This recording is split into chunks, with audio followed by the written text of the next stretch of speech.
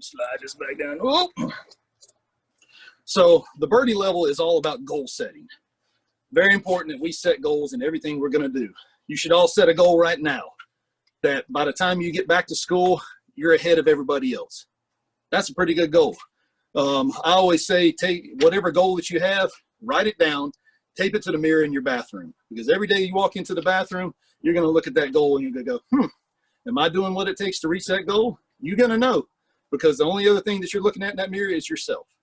So can't lie to yourself. You know if you're putting in the work, you know if you're not putting in the work. So it's really important. Write that goal down that you're trying to reach. Tape it on the mirror in your bathroom. You see it every day, so you hold yourself accountable for that. So goal setting. Once again, we're going to have 4 keys to setting a reachable goal. And the first one's going to has to be positive. Everything we do has to be positive. Every shot we hit in golf, before we go to hit that, we need to be positive. So we have to have a positive mindset when it comes to playing golf. How many of you get up there and go, oh, don't hit it in the water. Oh, don't chunk it. Don't hit it out of bounds. Don't is a negative word, and don't is a word that our brain does not register. Our brain only registers the action. Hit it in the water. Hit it out of bounds. Chunk it. So just remember that. We want to think of positive things. So when you step up to the ball, I want you to think to yourself, what am I going to do with this ball on this shot? And how can I state that in a positive way? Well, I'm going to start the ball at the right edge of the green. I'm going to turn it back 2 yards to the left. It's going to hit the green, bounce left twice, and go in the hole. Anything negative about that? No. So that's super positive. Is it going to happen? No. All the time. It may every now and then. But the more you think like that, the more it's going to get closer and closer. But if you're thinking negatively, which I call stinking thinking, I'm telling you, it's not going to work. So it's important that we keep a positive mindset on everything we're going to do. Tell yourself exactly what you're going to do, not what you don't want to do. Okay? And it's the same thing with the goals that we set for ourselves. If you're going to say, hey, when I come out of this and I get back to school, I'm going to be way ahead of everybody else. Not like, I'm going to be lazy and I'm not going to do anything and I'm going to be way, way, way, way behind. That doesn't sound positive. So we want to make sure, set a positive goal, go after it, and make sure, write it down, put it on your bathroom mirror. Really, really, really important. But stating the goal is positive. By the way, in your yardage book, I need you to be working through it. You should be up to page 30 by now. 2 weeks in, you should be up to page 30. A lot of this is you're just going in and you're filling out stuff. You don't even need to be in class for a lot of this. It's just write down the things you do. So I want you to go ahead and make sure you're working through that yardage book. It's going to be real, real, real important. I want everybody to do that. Couple of quotes about taking responsibility for yourself, being positive and stuff. A guy by the name of Les Brown said, if you take responsibility for yourself, you will develop a hunger to accomplish your dreams. First part of the Birdie lesson, first week was talking about dreams and goals.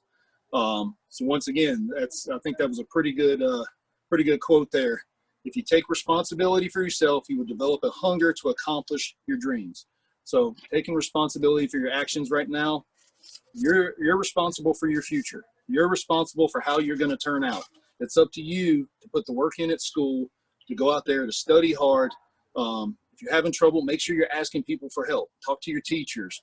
Always be responsible by showing up on time to class, doing the work, turning in your homework assignments. And if you do that, and you're always respectful of your teachers, they're going to give you all the help you possibly need. If you show up late every day and you're talking in class and being disrespectful, may not want to help you quite as much. So make sure you're responsible for everything you do. I'm going to throw out another game that you can play right now when you're at home, because obviously not everybody's got a putting green in their backyard. I've got just a mat over here. So let me drop this down again. And one more time. So here at the end of the mat here, I'm going to take a couple of fishing bobbers. Simple fishing bobbers. My son and I like to go, we like to go fishing. So, but now I have a target to aim at. So I can put these out into the mat here. And all I'm going to do is I'm going to get a putter, get my fancy putt putter here, a couple golf balls. And what I want to do is I want to work on my aim and my distance control. So I'm going to pick out a target. I'm going to line it up. And I want to make sure Boom, got the first one. Look at that. Yeah, not too bad for the old guy. Now I'm going to pick out my next one. Once again, I'm telling myself something positive. I'm going to roll the ball. I'm going to start at just right edge of this bobber here. I think the mat's going to bring it back, and I should hit it. No, I will hit it because that's more positive than should. Boom, got 2 out of 2. Not bad. So now, try to see if I can get 3 out of 3. Once again, thinking positive. I can do this. I can hit it. I'm going to hit it. Boom, 3 out of 3. Holy cow. It's a miracle. It's a miracle. So, little games like this can help us work on our golf games. You don't have to, once again, you don't have to be at a golf course to do things that work on your distance control, how you aim the club. So, talking real quick about aiming here, you got this putter face here. Now, usually there's a line on top of the putter which helps you with that, but wherever this putter face is aimed is where the ball is going to go. So if I aim it over there, that's where the ball is going to go. So just think about this as a line coming straight out from the bottom here. Wherever this is going is where that ball is going to go. Being responsible, once again, you're responsible for the distance control. The size of the swing is going to determine how far your ball is going to go, whether you're on a putting green, chipping, pitching, driving, whatever. The bigger the swing, the more momentum that you have, the farther the ball is going to go. So you're responsible for that. So you're responsible for getting feedback each time that you hit a shot. If you're hitting a putt from 10 feet away and you hit it 20 feet past, obviously you took too big of a swing and hit it too hard. So you're responsible for making adjustments after each shot. So you're responsible for learning from every shot that you hit in golf. That's going to be important. Now, I know with this whole social distancing thing and with us going on lockdown, probably not going to be able to get out and play golf. But you can play golf in your mind. You can play golf in your backyard. You can play golf in your living room. Oh, the putt-putt challenge. How many of you have made a putt-putt course and filmed it? If you follow us on social media, you're going to see all kinds of amazing putt-putt challenges. Crazy stuff out there. I'm challenging you to come out with the best putt-putt course that you can do inside your house imaginable. Who's the most creative? I'm telling you, the gauntlet has been thrown down. Who can be the best at doing this? Because we've got some pretty good things out there. The one they posted today, super amazing. When Daniel comes back on in a little bit, he's going to tell you exactly how many people have viewed this amazing putt-putt course that we just posted up. I mean, it's absurd. They even had a song to it. They went overboard. So I want to see how creative you can be during this time. Look, you got some time to kill, right? Might as well make it super duper duper awesome. So we're going to be posting these things. We're going to have a winner at the end of this. So make sure you challenge yourself to be super awesome. As we circle back right now, I'm going to go back to those core values that we were talking about, which were respect and responsibility. Make sure you're respecting yourself, other people, your surroundings, doing the right thing at home, helping out mom and dad, aunt, uncle, grandma, grandpa, whoever's there taking care of you. Make sure you're helping take care of them. Don't make them clean up your messes. You help out. Be super responsible. Your birdie level, man. You are right up there. So you should know exactly what to do, how to do it, when to do it.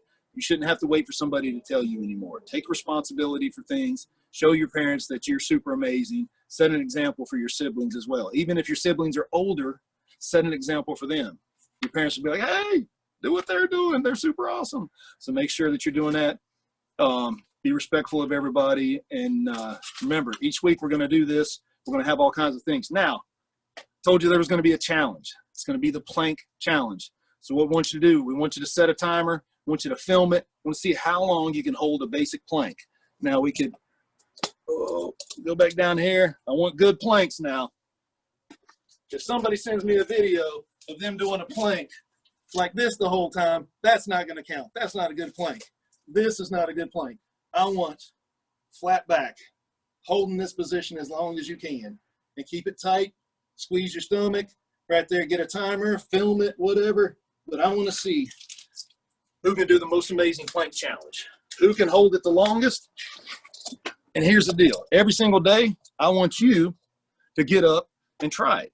And try to better your time every single day. Get better and better at it. If you want to hit the ball farther, you got to develop your core muscles. So important. And that helps from keeping your back being injured as well. Me right now, got a bad back, hurts the swing. So if I would have taken care of my abs and did a bunch of planks when I was your age, wouldn't have that issue right now. So the plank challenge has been issued, as well as the indoor putt-putt challenge. I want to see who's going to do the best. Send us your videos, send us your times. We want to know who is rocking it out. So every week, get back here. We're going to have new challenges for you, new ideas, new games, new swing drills, everything that you can do to be a better golfer. And that's what we want.